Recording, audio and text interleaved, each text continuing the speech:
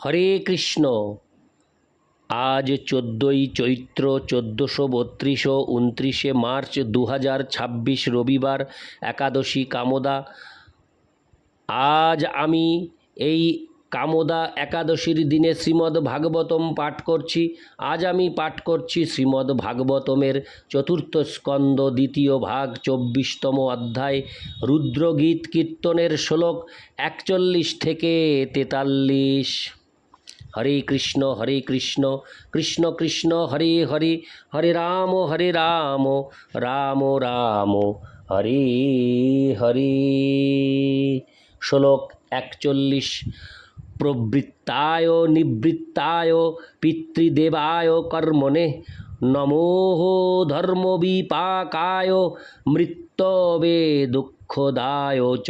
অনুবাদ: হে ভগবান, আপনি পুণ্যকর্মের ফল দর্শনকারী, আপনি প্রবৃত্তি নিবৃত্তি ও তাদের পরিণাম, আপনি অধর্মজনিত জীবনের দুঃখ দুর্দশার কারণ, অতএব আপনি মৃত্যু।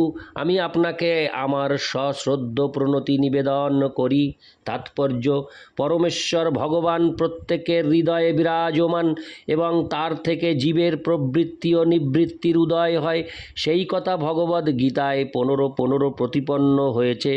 সর্বস্ব চাহং হৃদ্যি সন্নিবিষ্ট মত্ত স্মৃতির জ্ঞানমপোহনং চ। আমি সকলের হৃদয়ে বিরাজ করি এবং আমার থেকে স্মৃতি, জ্ঞান ও বিস্মৃতির উদয় হয়। ভগবান অসুরদের তার কথা ভুলিয়ে দেন এবং তার ভক্তদের কথা হরে কৃষ্ণ এবং তার ভক্তদের তার কথা স্মরণ করিয়ে দেন। মানুষের নিবৃত্তির কারণও হচ্ছেন ভগবান। ভগবদ্ গীতার 16:7 বর্ণনা অনুসারে প্রবৃত্তিং চ নিবৃত্তিং চ জনা ন বিদুরাসুরা। অসুরেরা জানে না কিভাবে কর্মে প্রবৃত্ত হওয়া উচিত এবং কোন কর্ম থেকে নিবৃত্ত হওয়া উচিত। অসুরেরা যে ভগবদ্ ভক্তির বিরোধিতা করে সেই সম্বন্ধে বুঝতে হবে যে তাদের সেই প্রবৃত্তির কারণও ভগবান।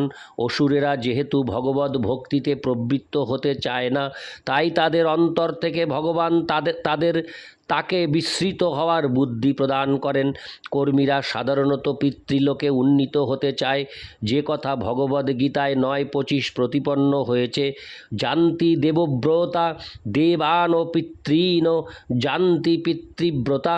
যারা দেবতাদের পূজা করে তারা দেবতাদের মধ্যে জন্মগ্রহণ করবে, আর যারা পিতৃদের পূজা করে তারা পিতৃলোকে গমন করবে। এই শ্লোকে দুঃখদায় শব্দটিও অত্যন্ত তাৎপর্যপূর্ণ, কারণ যারা অভক্ত তাদের নিরন্তর জন্ম মৃত্যুর চক্রে নিক্ষেপ করা হয়। সেই অবস্থাটি অত্যন্ত দুঃখদায়ক। জীব যেহেতু তার কর্ম অনুসারে তার জীবনের স্থিতি লাভ করে, তাই অসুর বা অভক্তরা অত্যন্ত দুঃখদায়ক পরিস্থিতিতে প্রক্ষিপ্ত হয়। ইতি শ্লোক 41। শ্লোক 42।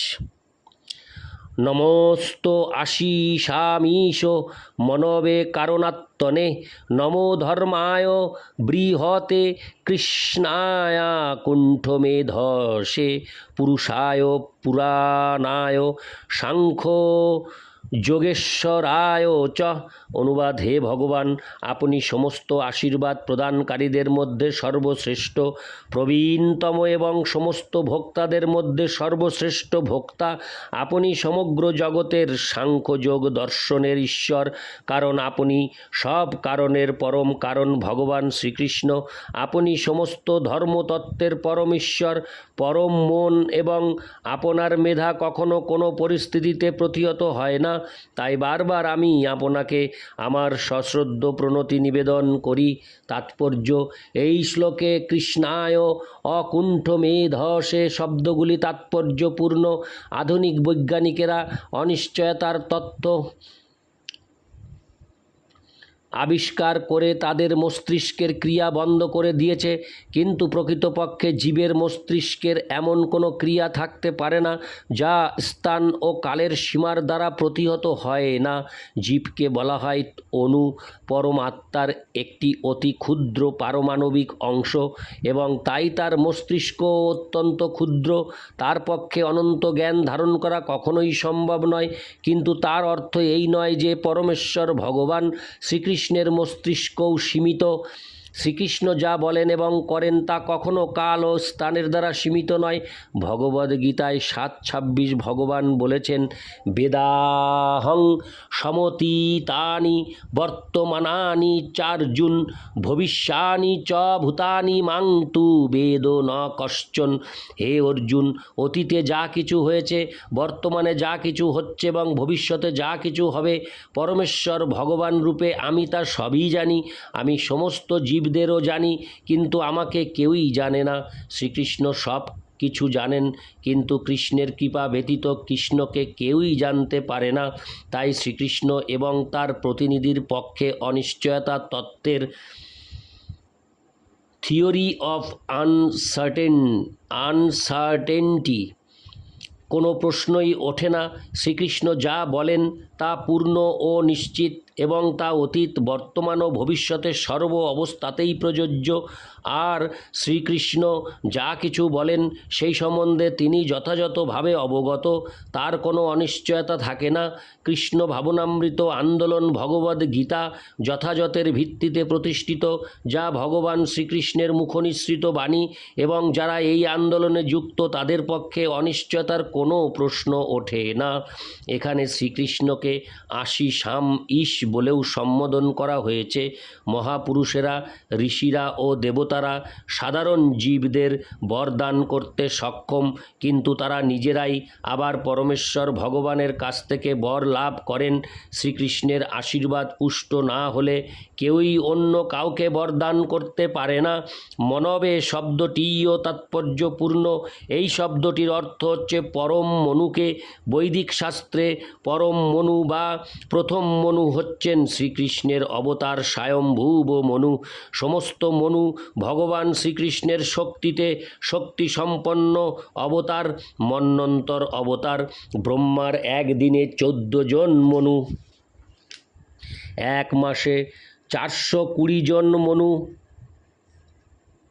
এবং এক বছরে 5040 জন মনু, এবং তার সারা জীবনে 5,04,000 মনু রয়েছেন।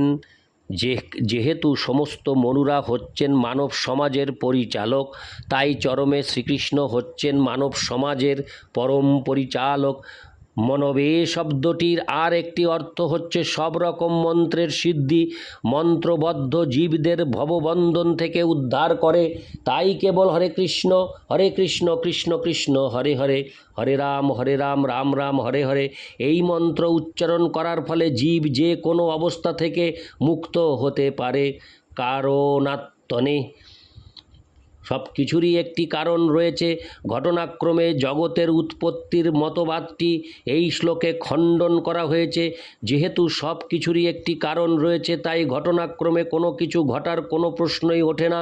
যেহেতু তথাকথিত দার্শনিক ও বৈজ্ঞানিকেরা প্রকৃত কারণ সম্বন্ধে অজ্ঞ, তাই তারা মূর্খের মতো বলে যে সব কিছু ঘটছে ঘটনাক্রমে। ব্রহ্মসংহিতায় শ্রীকৃষ্ণকে সর্বকারণের পরম কারণ বলে বর্ণনা করা হয়েছে, তাই এখানে তাকে কারণাত্মনে বলে সম্বোধন করা হয়েছে। তিনি স্বয়ং সব কিছুর আদি কারণ, মূল ও বীজ। বেদান্ত সূত্রে 1.1.2 যার বর্ণনা করে বলা হয়েছে, জন্মাদস্য যত পরম সত্য হচ্ছেন সমস্ত প্রকাশের পরম কারণ।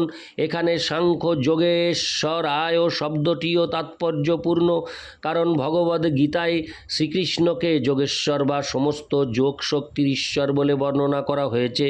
অচিন্ত যোগ শক্তি ব্যতীত কাউকে ভগবান বলে স্বীকার করা যায় না।